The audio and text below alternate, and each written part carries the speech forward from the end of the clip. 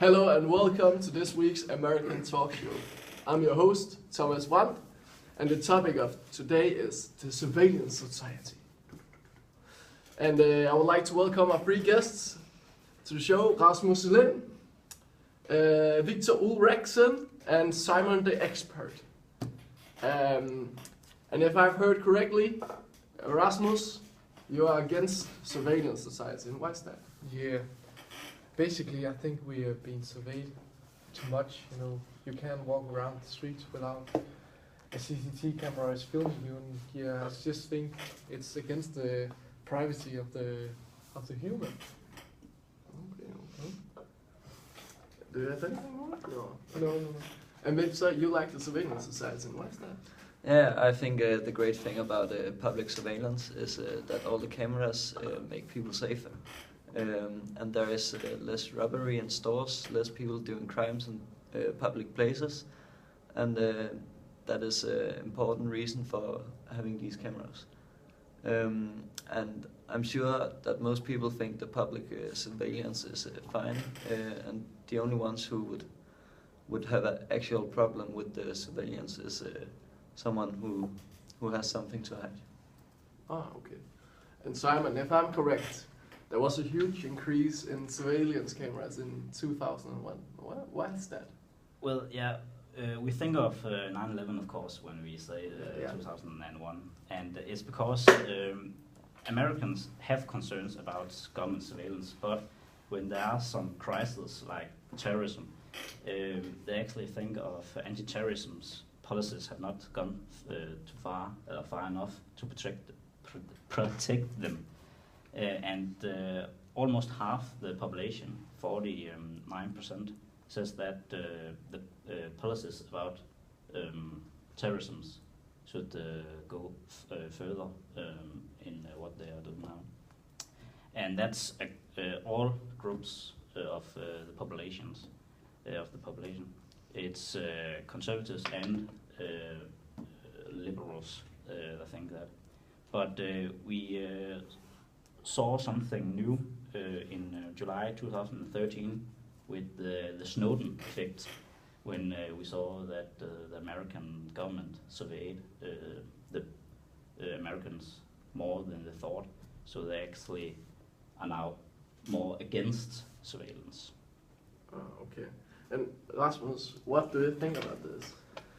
Yeah, I think it's the surveillance. It's bad. One of our core values is freedom. Surveillance is just against basically freedom. We can't walk around streets without being filmed, and that's just against freedom, which is, as I said, one of our core values. So that's of course not good for the society. That might be true. And Simon, what does the world think about the USA surveillance? Well, actually, nearly all countries, the majority in the countries, think that the US government have gone too far when they are surveying foreign citizens.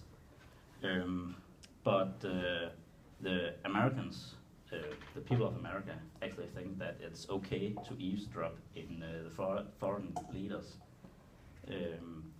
But when we actually see this with the Snowden effect, also in the global world, it's actually the people still think of America as a nation they are looking up to, but it's not something they are glad of, the eavesdropping, but they're actually living with it. Okay. And Victor, do you think we need more surveillance after the terrorist attack in Paris? I'm not sure that more cameras and surveillance can stop attacks like the one in Paris. I just think the cameras are mostly to prevent the small crimes, and they are also good if you want to find the terrorist. But I don't think surveillance is the way to stop these attacks. What do you think about this, Rasmus? Yeah, first of all, let's make it clear, I'm also against the terror and these terrible actions in Paris, and I also think that we need these security on these exposed places. And surely these cameras can make it easier to solve crimes. But at the same time, we see that America, they do read, let's say, for example, they read a lot of George Orwell, whose core values is that he's against this communism.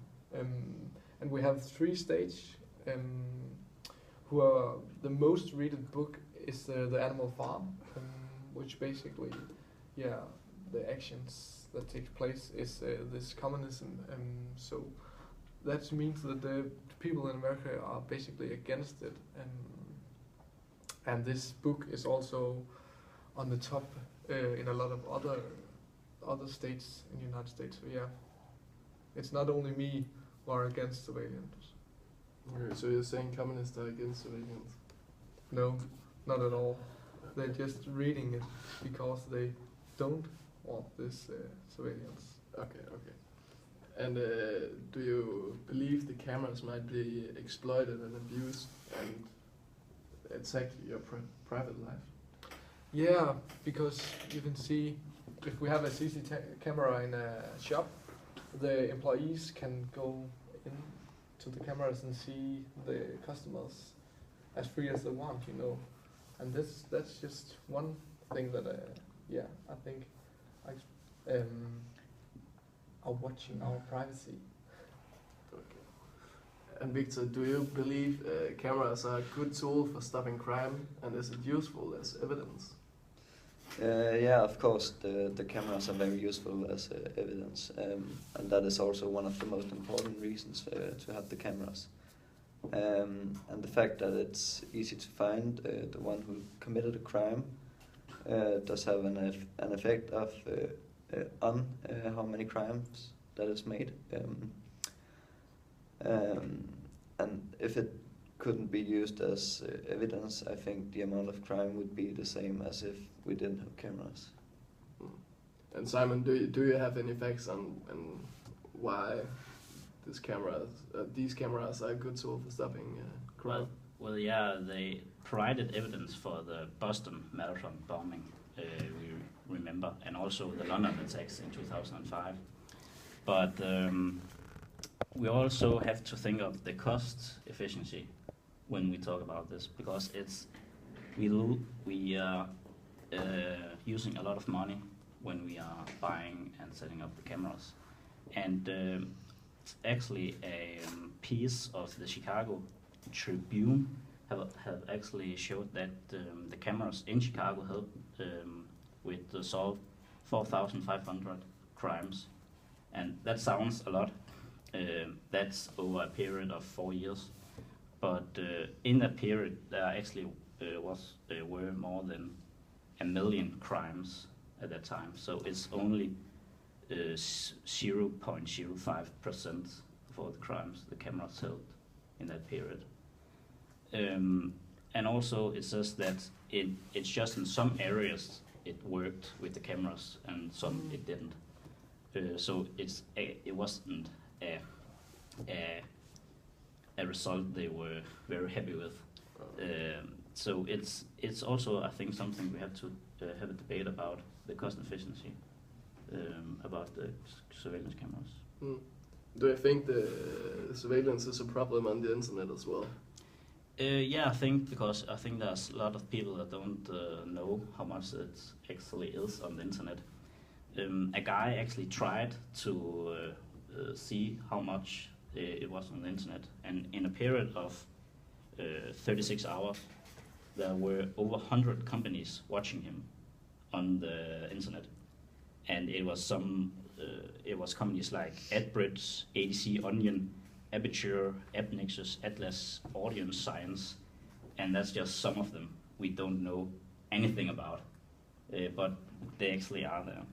But it's not all bad, because when the Chinese military hacked the military in US, they actually found out who it was because they logged into the Facebook accounts on the same server. So yeah, it helps a lot.